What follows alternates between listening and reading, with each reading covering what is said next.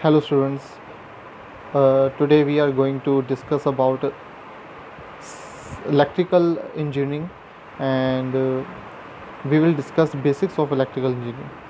Let's see in the next slide.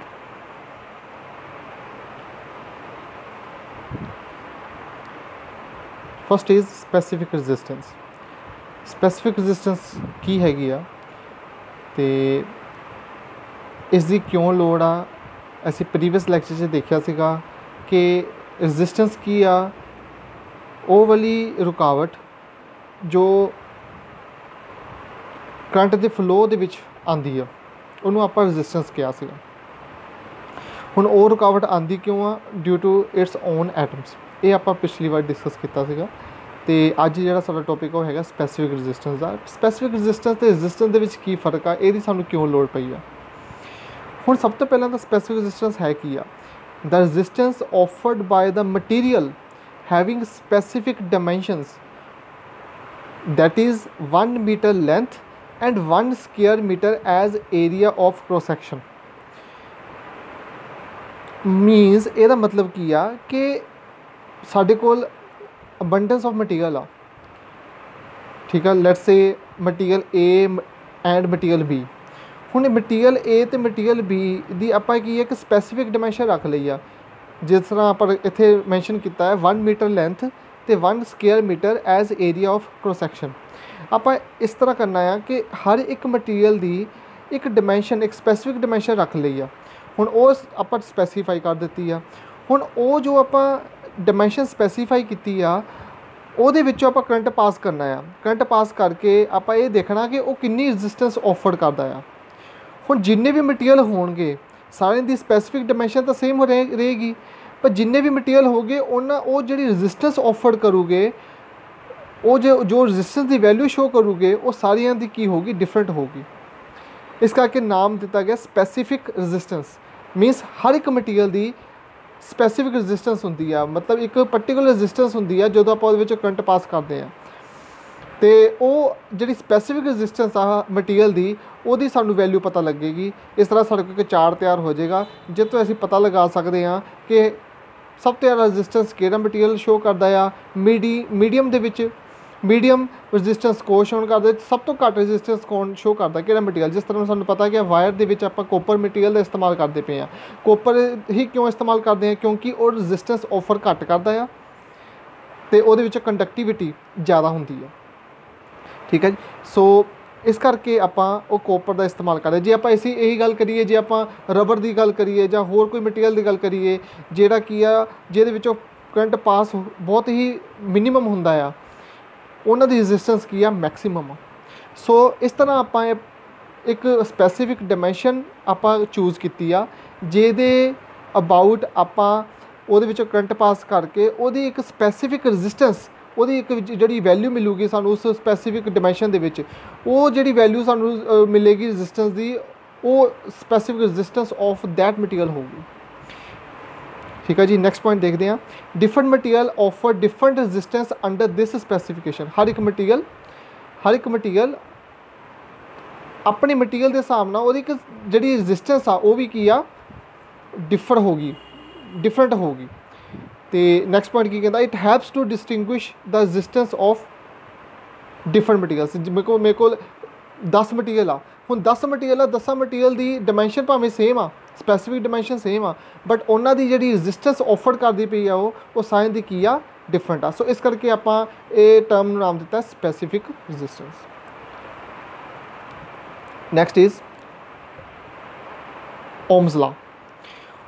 Ohm's ਲਾ ਅਸੀਂ ਪਹਿਲਾਂ ਵੀ ਪੜ੍ਹਦੇ ਆ ਰਹੇ ਹਾਂ, ਬਹੁਤ ਪਿਛਲੇ ਆਪਾਂ ਕਲਾਸਿਸ ਦੇ ਵਿੱਚ ਵੀ ਪੜ੍ਹਿਆ ਆ। ਓਮਸ ਲਾ ਕੀ ਹੈਗਾ ਆ, ਇੱਕ ਵਾਰ ਦੇਖ ਲੈਂਦੇ ਹਾਂ। It states that the current flowing between any 2 points of a conductor is directly proportional to the potential difference across them provided physical conditions that is temperature etc do not change।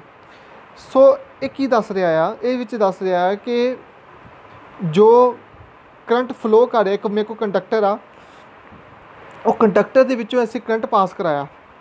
ਉਹ current ਪਾਸ ਕਿੱਥੋਂ ਕਰਾਵਾਂਗੇ? ਕੋਈ ਸਾਨੂੰ source ਚਾਹੀਦਾ ਆ। ਉਹ source ਕੀ ਹੈ? ਸਾਡੀ ਸਪੋਜ਼ ਮੇਰੇ ਕੋਲ ਬੈਟਰੀ ਆ, ठीक है जी।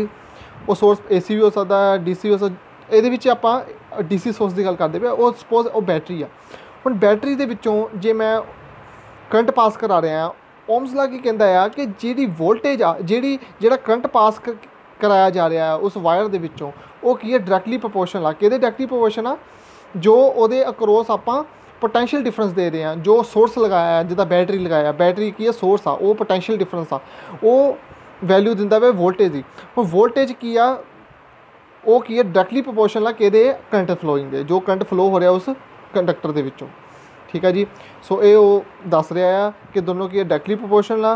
जो डायरैक्टली प्रोपोर्शनल का साइन हटाया तो सानू एक कॉन्सटेंट दे रहा। कॉन्सटेंट की है, नीचे कैपिटल R लिखा है, वो कैपिटल R की आ रजिस्टेंस ऑफ मटीरियल। वो हर एक मटीरियल की अपनी रजिस्टेंस होंगी आ।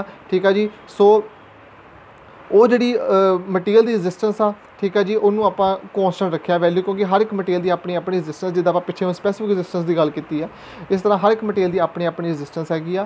ठीक है जी। उस करके आप इतने R की वैल्यू की है कॉन्सटेंट रखी हुई है। So V is equal to IR, इतने फार्मूला बनाया सीगा, V is equal to IR through Ohm's law. Next is electrical power. Electrical power की आ, the rate at which work is being done in an electric circuit, electrical circuit is called electrical power. हुण electrical power नूं समझण दे लई सानू एक example लैंदे आ। Suppose मेरे कोल एक सर्किट दे अंदर एक 60 वाट का बल्ब लगा है, तो दूजा सर्किट आ सर्किट B, ਉਹਦੇ ਵਿੱਚ 100 वाट का बल्ब लगा है। ਹੁਣ मैं ਉਹਦੇ ਵਿੱਚੋਂ करंट पास करा रहा। ਹੁਣ वर्क डन की ਹੁੰਦਾ ਹੈ? वर्क डन की ਆਪਾਂ ਪਿੱਛੇ ਵੀ ਪੜ੍ਹਦੇ ਆ ਰਹੇ ਹਾਂ। वर्क डन ਕੀ ਆ ਕਿ ਜਦੋਂ ਕੋਈ ਆਪਾਂ ਲੋਡ ਨਾਲ ਅਟੈਚ ਕੀਤਾ ਆ ਤੇ ਉਹ ਲੋਡ ਅਪਲਾਈਐਂਸ ਆਪਰੇਟ ਕਰ ਰਹੇ ਆ ਆਪਾਂ, ਉਹ ਕੀ ਹੈ ਸਾਡਾ वर्क डन ਆ। ਹੁਣ ਰੇਟ ਦੀ ਇੱਥੇ ਗੱਲ ਹੋ ਰਹੀ ਹੈ, the rate at which work is being done. ਹੁਣ किस रेट ਤੇ ਹੋ ਰਿਹਾ ਆ? ਇਹ रेट किद्दां डिफाइन होगा? ਇਹ डिफाइन करने वाला कौन होगा? रेट ਇਹ डिफाइन करने वाला होगा टाइम। ਹੁਣ 100 वाट का बल्ब आ एक सर्किट च लगा, एक सर्किट च लगा 60 वाट का बल्ब। ਹੁਣ जिथे वाटेज ज़्यादा आ उत्थे की आ, रेट भी फास्ट होगा, एनर्जी कंजप्शन भी फास्ट होगी। जे 60 वाट का आ तो उत्थे रेट घट होगा, उत्थे एनर्जी कंजप्शन घट होगी रिस्पैक्ट टू टाइम।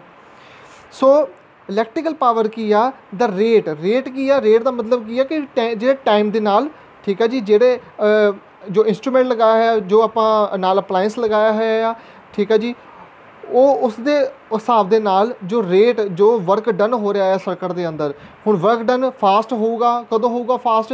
जो वाटेज वध जाएगी। जिदा सपोज आप घरों के विच आ, एक पासे मैं एक कमरे के विच मैं सिर्फ एक फैन चला रहा तो दूजे कमरे में मैं फैन एंड ट्यूब चला रहा। हुण उत्थे की वाटेज इनक्रीज़ हो गई, जिथे वाटेज इनक्रीज़ हो गई उत्थे की रेट तुहाडा इनक्रीज़ हो गया, उत्थे कंजप्शन इनक्रीज़ हो गई आ। सो इलैक्ट्रिकल पावर की आ, इलैक्ट्रिकल पावर की है द रेट एट विच, किस रेट के उत्ते वर्क डन हो रहा आ, इलैक्ट्रिसिटी किस रेट के उत्ते कंज्यूम ज़्यादा हो रही है। ठीक है जी, वो उस बारे दसदे the rate at which work is being done in an electrical circuit is called electrical power. हुण इलैक्ट्रिकल पावर नूं जे मैं कैलकुलेट करना है, उहदा की फार्मूला हैगा आ, वो कहंदा work done in an electrical circuit, मतलब work done upon time. Power की आ? Work done upon time. कितना वर्क डन होया डिवाइडेड बाय किन्ने टाइम दे विच कीता गया वर्क डन। ठीक है जी। सो ये बन गया तुहाडा P, कैपिटल P मैथमेटिकली देखिए, capital P is equal to W upon T। हुण W की हुंदा आ, आपां पिछे भी देखिया सीगा, W की सीगा, capital W is equals to ये हैगा आ voltage into charge. Work done की आ, वर्क डन की तुहाडा voltage into charge V Q divided by T। और Q की हुंदा आ? Q चार्ज, चार्ज किहदे बराबर हुंदा? ये IT दे बराबर हुंदा आ। ठीक है जी। ये सारे टर्म्स जिहड़ियां आपां ये पिछे पढ़ियां होईयां आ। करंट की वैल्यू आ, ठीक है जी। सो करंट की हुंदा आ, करंट चार्ज की हुंदा है, charge is equal to current into time. So जो आप दोनों को डिवाइड किया टाइम ना टाइम कैंसल आउट हो गया तो की बचा मेरे को V इंटू आई। सो पावर एक के बराबर आ गया V इंटू आई के बराबर। सो ये यूनिट की आ, पावर के यूनिट की होंगे आ, we all know it is watt. So watt की है पावर के यूनिट आ। तो इनू जो मेजर करना है तो आप हमेशा ਜਦੋਂ ਆਪਾਂ ਘਰਾਂ ਦੀ ਇਲੈਕਟ੍ਰਿਸਿਟੀ ਦੀ ਗੱਲ ਕਰਦੇ ਹਾਂ, ਜਦੋਂ ਆਪਾਂ ਕਿਸੇ ਮਤਲਬ ਪਾਵਰ ਜਦੋਂ ਡਿਸਟ੍ਰੀਬਿਊਟ ਆਪਾਂ ਲਾਰਜ ਲੈਵਲ ਦੇ ਉੱਤੇ ਪਾਵਰ ਡਿਸਟ੍ਰੀਬਿਊਟ ਕਰਦੇ ਹਾਂ ਤਾਂ ਉੱਥੇ ਆਪਾਂ ਫਿਰ ਕਿਲੋ ਵਾਟ ਦੇ ਵਿੱਚ ਵੈਲਿਊ ਲੈਂਦੇ ਹਾਂ। ਜਿੱਥੇ ਸਮੋਲ ਲੈਵਲ 'ਚ ਕਰਨਾ ਉੱਥੇ ਆਪਾਂ ਵਾਟੇਜ ਦੀ ਵੈਲਿਊ ਵਾਟ ਦੇ ਵਿੱਚ ਲੈ ਸਕਦੇ ਹਾਂ। ਬਟ ਆਪਾਂ ਹੁਣ ਇੱਥੇ ਘਰਾਂ ਦੀ ਗੱਲ ਕਰ ਰਹੇ ਹਾਂ ਜਿੱਥੇ ਲਾਰਜ ਅਮਾਊਂਟ ਵਿੱਚ ਆਪਾਂ ਇਲੈਕਟ੍ਰੀਸਿਟੀ ਸਪਲਾਈ ਕਰ ਰਹੇ ਹਾਂ, ਪਾਵਰ ਦੇ ਰਹੇ ਹਾਂ, ਤਾਂ ਉਸ ਹਿਸਾਬ ਨਾਲ ਇੱਥੇ ਆਪਾਂ ਵੈਲਿਊ ਲਵਾਂਗੇ। ਇਹਨੂੰ ਆਪਾਂ ਮੇਜਰ ਕਰਾਂਗੇ ਕਿਲੋ ਵਾਟ ਦੇ ਵਿੱਚ, ਅਤੇ 1 ਕਿਲੋ ਵਾਟ ਕਿਹਦੇ ਬਰਾਬਰ ਹੁੰਦਾ ਹੈ 1000 ਵਾਟ ਦੇ ਵਿੱਚ। ਠੀਕ ਹੈ ਜੀ। ਸੋ ਨੈਕਸਟ ਦੇਖਦੇ ਹਾਂ। Next is electrical energy. ਹੁਣ ਇਲੈਕਟ੍ਰੀਕਲ ਐਨਰਜੀ ਕੀ ਆ? The total amount of work done in an electrical circuit is called electrical energy। ਹੁਣ ਪਹਿਲਾਂ ਕੀ ਸੀਗਾ? ਰੇਟ, ਕਿਸ ਰੇਟ ਦੇ ਉੱਤੇ એનર્ਜੀ ਕੰਜ਼ਿਊਮ ਹੋ ਰਹੀ ਆ। ਹੁਣ ਇੱਥੇ ਗੱਲ ਹੋ ਰਹੀ ਆ ਅਮਾਊਂਟ, ਕਿੰਨੀ ਅਮਾਊਂਟ ਹੋਈ ਆ, ਕਿੰਨੀ ਅਮਾਊਂਟ એનર્ਜੀ ਕੰਜ਼ਿਊਮ ਹੋਈ ਆ। ਪਿੱਛੇ ਇਹ ਦੇਖਿਆ ਜਾ ਰਿਹਾ ਸੀਗਾ ਕਿੰਨੀ ਪਾਵਰ ਜ਼ਿਆਦਾ ਆ, ਕਿੰਨੀ ਤੇਜ਼ੀ ਦੇ ਨਾਲ ਕੰਜ਼ਪਸ਼ਨ ਹੋ ਰਹੀ ਆ, ਤੇਜ਼ੀ ਦੇ ਨਾਲ ਦੇਖ ਰਹੇ ਸੀ ਕਿੰਨੀ ਫਾਸਟ ਦੇ ਨਾਲ ਫਾਸਟ ਕੰਜ਼ਪਸ਼ਨ ਹੋ ਰਹੀ ਸੀਗੀ। ਉਹ ਪਾਵਰ ਦੇ ਉੱਪਰ ਡਿਪੈਂਡ ਸੀਗਾ, ਉਹ ਉਹਦੇ ਵਾਟੇਜ ਦੇ ਉੱਪਰ ਡਿਪੈਂਡ ਸੀਗੀ। ਇੱਥੇ ਗੱਲ ਹੋ ਰਹੀ ਹੈ ਟੋਟਲ ਅਮਾਊਂਟ, ਕਿੰਨਾ ਅਮਾਊਂਟ ਆਫ ਵਰਕ ਡਨ ਹੋਇਆ ਆ। ਹੁਣ ਕਿੰਨਾ ਅਮਾਊਂਟ ਆਫ ਵਰਕ ਡਨ ਹੋਇਆ ਆ, ਇਹ ਟੋਟਲੀ ਡਿਪੈਂਡ ਕਰਦਾ ਹੈ ਕਿ ਕਿੰਨੇ ਟਾਈਮ ਦੇ ਵਿੱਚ ਆਪਾਂ ਵਰਕ ਡਨ ਨੋਟ ਡਾਊਨ ਕਰਦੇ ਪਏ ਹਾਂ। ਠੀਕ ਹੈ ਜੀ। ਜਿਸ ਤਰ੍ਹਾਂ ਮੈਂ ਸਪੋਜ਼ ਗੱਲ ਕਰਦਾ ਹਾਂ ਕਿ ਇੱਕ ਦਿਨ ਦੇ ਵਿੱਚ ਮੈਂ ਜੇ ਪੂਰਾ ਇੱਕ ਰੂਮ ਦੇ ਵਿੱਚ ਇੱਕ ਫੈਨ ਚੱਲਦਾ ਪਿਆ ਅਤੇ ਇੱਕ ਟਿਊਬ ਚੱਲਦੀ ਪਈ ਆ, ਅਤੇ ਪੂਰੇ 24 ਘੰਟੇ ਵਿੱਚ ਮੈਂ ਉਹ ਚਲਾਈ ਰੱਖਾਂ, ਤਾਂ ਫਿਰ ਮੈਂ ਜੇ ਤੁਹਾਡੇ ਤੋਂ ਪੁੱਛਾਂ ਕਿ total amount of work done ਕਿੰਨਾ ਹੋਇਆ, ਫਿਰ ਤੁਸੀਂ ਦੱਸ ਦੇਣਾ ਕਿ ਇਲੈਕਟ੍ਰੀਕਲ ਪਾਵਰ ਕਿੰਨੀ ਸੀਗੀ। ਦੋਹਾਂ ਦੀ ਪਾਵਰ, ਜਿੱਦਾਂ ਫੈਨ ਦੀ ਆਪਾਂ ਲਾ ਲੈਂਦੇ ਹਾਂ 40 ਵਾਟ, ਟਿਊਬ ਦੀ 40 ਵਾਟ, ਫੈਨ ਦੀ 60 ਵਾਟ ਲਗਾਉਂਦੇ, 100 ਵਾਟ ਲਗਾ ਲੈਂਦੇ ਹਾਂ। 100 ਵਾਟ ਪਾਵਰ ਆ, ਹਾਂ 100 ਵਾਟ ਪਾਵਰ ਆ ਗਈ ਇਨਟੂ ਟਾਈਮ ਕੀ ਆ ਕਿ ਕਿੰਨੇ ਟਾਈਮ ਦੇ ਵਿੱਚ ਕੰਜ਼ਪਸ਼ਨ ਹੋਈ ਆ, ਕਿੰਨੇ ਟਾਈਮ 'ਚ ਕੰਜ਼ਪਸ਼ਨ ਹੈ 24 ਘੰਟੇ, 24 ਆਵਰਸ। ਸੋ 24 ਆਵਰਸ ਨੂੰ ਆਪਾਂ 100 ਨਾਲ ਮਲਟੀਪਲਾਈ ਕਰ ਦੇਣਾ ਹੈ, ਤਾਂ ਕੀ ਬਣ ਜਾਣਾ ਸਾਡਾ ਟੋਟਲ ਅਮਾਊਂਟ, ਕਿੰਨਾ ਅਮਾਊਂਟ ਆਫ ਵਰਕ ਡਨ ਹੋਇਆ ਇਲੈਕਟ੍ਰੀਕਲ ਸਰਕਟ ਦੇ ਵਿੱਚ, ਉਹ ਕੀ ਹੈ ਤੁਹਾਡੀ ਇਲੈਕਟ੍ਰੀਕਲ ਐਨਰਜੀ। ਹੁਣ ਜਿੰਨੇ ਵੀ ਤੁਸੀਂ ਦੇਖਦੇ ਹੁੰਦੇ ਘਰਾਂ ਦੇ ਵਿੱਚ ਐਨਰਜੀ ਮੀਟਰ ਲੱਗੇ ਹੋਏ ਆ, ਐਨਰਜੀ ਮੀਟਰ ਕੀ ਦੱਸਦੇ ਆ? ਐਨਰਜੀ ਮੀਟਰ ਤੁਹਾਡੀ ਜੋ ਰੀਡਿੰਗ ਦੱਸਦੇ ਉਹ ਇਹੀ ਦੱਸਦੇ ਕਿ ਤੁਸੀਂ ਕਿੰਨੀ ਐਨਰਜੀ ਕੰਜ਼ਪਸ਼ਨ ਕੀਤੀ ਆ। ਅਤੇ ਜੇ ਜਦੋਂ ਤੁਹਾਡਾ ਬਿੱਲ ਆਉਂਦਾ ਹੈ, ਬਿੱਲ ਕੀ ਦੱਸਦਾ ਹੈ ਕਿ ਤੁਸੀਂ 60 ਡੇਜ਼ ਮਤਲਬ 2 ਮੰਥ ਲਈ ਤੁਸੀਂ ਕਿੰਨਾ ਇਸਤੇਮਾਲ ਕੀਤਾ ਆ, ਕਿੰਨੀ ਐਨਰਜੀ ਕੰਜ਼ਪਸ਼ਨ ਕੀਤੀ ਹੈ, ਕਿੰਨਾ ਪਾਵਰ ਤੁਸੀਂ ਇਸਤੇਮਾਲ ਕੀਤੀ ਆ, ਇਨਟੂ ਕਿੰਨੇ ਟਾਈਮ ਲਈ ਕੀਤਾ 60 ਡੇਜ਼। 60 ਡੇਜ਼ ਨੂੰ 24 ਆਵਰ ਦੇ ਵਿੱਚ ਕਨਵਰਟ ਕਰਕੇ, 24 ਨਾਲ ਮਲਟੀਪਲਾਈ ਕਰਕੇ ਉਹਨੂੰ ਆਵਰ ਦੇ ਵਿੱਚ ਕਨਵਰਟ ਕਰਕੇ, ਤਾਂ ਆਪਾਂ ਉਹਨੂੰ ਮਲਟੀਪਲਾਈ ਕਰਕੇ ਜਿੰਨਾ ਦੇਖਦੇ ਹਾਂ ਕਿ ਕਿੰਨੇ ਅਮਾਊਂਟ ਆਫ ਵਰਕ ਡਨ ਕੀਤਾ ਗਿਆ ਆ, ਕਿੰਨੀ ਐਨਰਜੀ ਕੰਜ਼ਿਊਮ ਕੀਤੀ ਗਈ ਆ। ਸੋ ਉਸ ਦੇ ਹਿਸਾਬ ਨਾਲ ਫਿਰ ਉਹਦੇ ਯੂਨਿਟ ਦੇ ਰੇਟ ਦੇ ਹਿਸਾਬ ਨਾਲ ਫਿਰ ਤੁਹਾਡਾ ਬਿੱਲ ਤਿਆਰ ਹੁੰਦਾ ਆ। ਸੋ ਕਹਿਣ ਦਾ ਮਤਲਬ ਕੀ ਹੈ, ਜੋ ਐਨਰਜੀ ਇਲੈਕਟ੍ਰੀਕਲ ਐਨਰਜੀ ਆ ਉਹਨੂੰ ਆਪਾਂ ਕੈਲਕੂਲੇਟ ਕਰਦੇ ਹਾਂ with the help of energy meter. Energy meter ਉਹਦਾ ਮੇਜਰਿੰਗ ਇੰਸਟਰੂਮੈਂਟ ਆ। ਸੋ ਇਹਨੂੰ ਹੁਣ ਆਪਾਂ ਮੈਥਮੈਟੀਕਲੀ ਫਾਰਮ 'ਚ ਵੀ ਦੇਖ ਲੈਂਦੇ। ਵਰਕ ਡਨ ਕੀ ਆ, ਪਿੱਛੇ ਹੁਣੀ ਆਪਾਂ ਗੱਲ ਕਰਕੇ ਹਟੇ ਹਾਂ। ਠੀਕ ਆ ਜੀ। ਫੋਰਸ ਇਨਟੂ ਡਿਸਟੈਂਸ ਹੁੰਦਾ ਹੈ, ਅਤੇ ਇੱਥੇ ਕੀ ਆ ਹੁਣ ਤੁਹਾਨੂੰ ਪਤਾ ਹੀ ਆ, ਇੱਥੇ V ਇਨਟੂ Q ਆ। V ਕੀ ਹੈ ਤੁਹਾਡਾ ਫੋਰਸ ਜੋ ਸਪਲਾਈ ਕਰ ਰਹੀ ਉਹ ਬੈਟਰੀ ਕਰ ਰਹੀ ਹੈ, ਇਸ ਕਰਕੇ ਵੋਲਟੇਜ ਆਪਾਂ ਕਹਿ ਦਿੰਦੇ ਹਾਂ ਉਹਨੂੰ, ਫਿਰ ਕੈਪੀਟਲ V 'ਚ ਡਿਨੋਟ ਕਰਦੇ ਹਾਂ। ਇਨਟੂ ਆਪਾਂ ਫਿਰ ਵਰਕ ਡਨ ਦੇ ਵਿੱਚ ਇਨਟੂ ਡਿਸਟੈਂਸ ਦੇਖਦੇ ਹਾਂ। Q ਕੀ ਹੈ ਤੁਹਾਡਾ ਚਾਰਜ ਆ, ਚਾਰਜ ਤੁਹਾਡਾ ਮੂਵ ਕਰ ਰਿਹਾ ਆ from the battery, positive terminal ਤੋਂ ਚੱਲਦਾ ਹੈ ਘੁੰਮ ਕੇ ਫਿਰ ਕਿੱਥੇ ਵਾਪਸ ਆਉਂਦਾ, ਨੈਗੇਟਿਵ ਟਰਮੀਨਲ ਦੇ ਵਿੱਚ ਵਾਪਸ ਆਉਂਦਾ ਹੈ। ਠੀਕ ਹੈ ਜੀ। ਸੋ ਉਹ ਕੀ ਹੈ ਡਿਸਟੈਂਸ, ਕਿੰਨਾ ਮੂਵ ਕੀਤਾ। ਸੋ ਇਸ ਤਰੀਕੇ ਦੇ ਨਾਲ ਆਪਾਂ work done V into Q ਲਿਖਦੇ ਹਾਂ। ਸੋ ਉਸ ਤੋਂ ਬਾਅਦ ਕੀ ਆ ਗਿਆ ਤੁਹਾਡਾ Q ਦੀ ਵੈਲਿਊ ਕੀ ਹੁੰਦੀ ਆ, ਉਹ ਤੁਹਾਨੂੰ ਪਤਾ I ਇਨਟੂ T ਹੁੰਦੀ ਆ। ਠੀਕ ਹੈ ਜੀ। ਇਹ ਤੁਹਾਡੀਆਂ ਸਾਰੀ ਪਿਛਲੀਆਂ ਟਰਮਸ ਆ ਜੋ ਆਪਾਂ ਪਿੱਛੇ ਪੜ੍ਹਦੇ ਆ ਰਹੇ ਹਾਂ। I ਇਨਟੂ ਕੀ ਆ, ਮਤਲਬ ਚਾਰਜ ਆ, ਜੋ ਤੁਹਾਡਾ ਕਰੰਟ ਆ, ਕਰੰਟ ਦੀ ਵੈਲਿਊ ਕੀ ਹੁੰਦੀ ਆ, I is equal to Q upon T ਹੁੰਦਾ ਆ। ਅਤੇ ਇੱਥੇ Q ਕੀ ਬਣ ਗਿਆ, Q is equal to I into T ਬਣ ਗਿਆ। ਠੀਕ ਹੈ। ਇਹ ਸਭ ਮੈਥਮੈਟੀਕਲ ਫਾਰਮ ਆ, ਇਹ ਫਾਰਮੂਲੇ ਆ ਜੋ ਤੁਸੀਂ ਪਿੱਛੇ ਪੜ੍ਹਦੇ ਆ ਰਹੇ ਆ। ਸੋ ਇਹ ਫਾਰਮੂਲਾ ਤੁਹਾਡਾ ਜਦੋਂ ਇੱਥੇ ਅਪਲਾਈ ਕੀਤਾ ਇਲੈਕਟ੍ਰੀਕਲ ਐਨਰਜੀ ਵਿੱਚ ਕੀ ਬਣ ਗਿਆ, V into I into T। ਠੀਕ ਹੈ ਜੀ। ਸੋ V ਇਨਟੂ I ਕੀ ਆ, ਹੁਣ ਪਿੱਛੇ ਆਪਾਂ ਕਰਕੇ ਹਟਿਆ। V ਇਨਟੂ I ਕੀ ਆ, ਇਲੈਕਟ੍ਰੀਕਲ ਪਾਵਰ, ਇਨਟੂ T ਕੀ ਆ, ਟਾਈਮ। ਸੋ ਇਲੈਕਟ੍ਰੀਕਲ ਐਨਰਜੀ ਕੀ ਆ, electrical power multiplication of time. ਠੀਕ ਹੈ ਜੀ। ਸੋ ਇੱਦਾਂ ਇਸ ਤਰੀਕੇ ਨਾਲ ਆਪਾਂ ਇਲੈਕਟ੍ਰੀਕਲ ਐਨਰਜੀ ਨੂੰ ਕੈਲਕੂਲੇਟ ਕਰਨਾ ਆ। ਸੋ ਹਮੇਸ਼ਾ ਯਾਦ ਰੱਖਣਾ ਜੋ ਵੀ ਘਰਾਂ ਦੇ ਵਿੱਚ ਆਪਾਂ ਐਨਰਜੀ ਮੀਟਰ ਲਗਾਏ ਆ ਉਹ ਆਪਾਂ ਕਿਸ ਯੂਨਿਟ ਦੇ ਵਿੱਚ ਮੇਜਰ ਕਰਦੇ ਆ। ਠੀਕ ਹੈ ਜੀ। ਉਹਨੂੰ ਆਪਾਂ ਮੇਜਰ ਕਰਦੇ ਆ। ਹੁਣ ਇਲੈਕਟ੍ਰੀਕਲ ਪਾਵਰ ਕੀ ਆ, ਕਿਲੋ ਵਾਟ ਦੇ ਵਿੱਚ, ਅਤੇ ਟਾਈਮ ਨੂੰ ਹਮੇਸ਼ਾ ਆਪਾਂ ਨੋਟ ਡਾਊਨ ਕਰਨਾ ਆਵਰ ਦੇ ਵਿੱਚ। ਆਵਰ ਦੇ ਬੇਸ ਦੇ ਉੱਤੇ ਹੀ ਆਪਾਂ ਕੈਲਕੂਲੇਟ ਕਰਦੇ ਹਾਂ। ਸੋ ਮੇਜਰਿੰਗ ਯੂਨਿਟ ਕੀ ਆ ਇਹਦੇ ਐਨਰਜੀ ਮੀਟਰ ਦੇ, ਕਿਲੋ ਵਾਟ ਆਵਰ। ਸੋ ਜਿਹੜੀ ਇਲੈਕਟ੍ਰੀਕਲ ਐਨਰਜੀ ਆ ਇਹਨੂੰ ਆਪਾਂ ਮੇਜਰ ਕਰਨਾ ਆ ਕਿਲੋ ਵਾਟ ਆਵਰ, ਅਤੇ ਕਿਹਦੇ ਨਾਲ ਕਰਦੇ ਆ, with the help of energy meter. Energy meter ਕੀ ਇੱਕ ਮੇਜਰਿੰਗ ਇੰਸਟਰੂਮੈਂਟ ਆ ਜਿੱਥੋਂ ਸਾਨੂੰ ਪਤਾ ਲੱਗਦਾ ਕਿ ਇਲੈਕਟ੍ਰੀਕਲ ਐਨਰਜੀ ਕਿੰਨੀ ਕੰਜ਼ਿਊਮ ਹੋਈ ਆ। ਸੋ ਟੋਟਲ ਅਮਾਊਂਟ ਆਫ ਜਿਹੜੀ ਐਨਰਜੀ ਆ ਵਰਕ ਡਨ ਆ ਕਿੰਨਾ ਉਹਨੇ ਕੰਜ਼ਿਊਮ ਕੀਤਾ, ਉਹ ਸਾਨੂੰ ਉੱਥੋਂ ਐਨਰਜੀ ਮੀਟਰ ਤੋਂ ਪਤਾ ਲੱਗਦਾ। ਸੋ ਨੈਕਸਟ ਦੇਖਦੇ ਹਾਂ। Next is instrument used to measure electrical quantities. Electrical quantities ਨੂੰ ਅਲੱਗ-ਅਲੱਗ ਜਿਹੜੇ ਇੰਸਟਰੂਮੈਂਟ ਮੇਜਰ ਕਰਦੇ ਆ, ਇਹ ਬਹੁਤ ਹੀ ਜ਼ਰੂਰੀ ਹੈ, ਇਹਨੂੰ ਯਾਦ ਚੰਗੀ ਤਰ੍ਹਾਂ ਕਰ ਲੈਣਾ। ਸੋ ਕਿਹੜੇ ਇੱਦਾਂ ਦੇ जो इंस्ट्रूमेंट्स आ जो इस्तेमाल होंदे पे आ, जिस तरह गल करते वोल्टेज की, जिद्दां बैटरी आ जां घरां दे विच AC सप्लाई आ रही है। हुण जो घरां च AC सप्लाई आ रही है वो तुहानूं पता ही है सिंगल वोल्टेज आ, सिंगल फेज़ आ। सिंगल फेज़ किन्नी आ 220 आती है, जे 3 फेज़ आ 440 हुंदी आ। इसी तरीके नाल जे आपां गल करिए बैटरी दी, बैटरी विच वोल्टेज किन्नी आ 12 वोल्ट आ। हुण इहनूं मेजर करन दे लई सानूं कोई इंस्ट्रूमेंट चाहीदा आ। इंस्ट्रूमेंट की आ, ਉਹ इंस्ट्रूमेंट ਦਾ ਨਾਮ ਹੈਗਾ ਆ ਵੋਲਟਮੀਟਰ।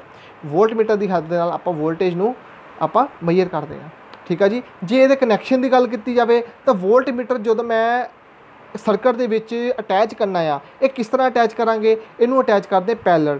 ਤੇ ਮੈਂ ਅਗਲੇ ਸਲਾਈਡਾਂ ਵਿੱਚ ਦੱਸੂਗਾ ਤੁਹਾਨੂੰ ਕਿ ਪੈਰਲਲ ਕਨੈਕਸ਼ਨ ਕਿਹੜੇ ਹੁੰਦੇ ਆ ਤੇ ਸੀਰੀਜ਼ ਕਨੈਕਸ਼ਨ ਕੀ ਹੁੰਦੇ ਆ।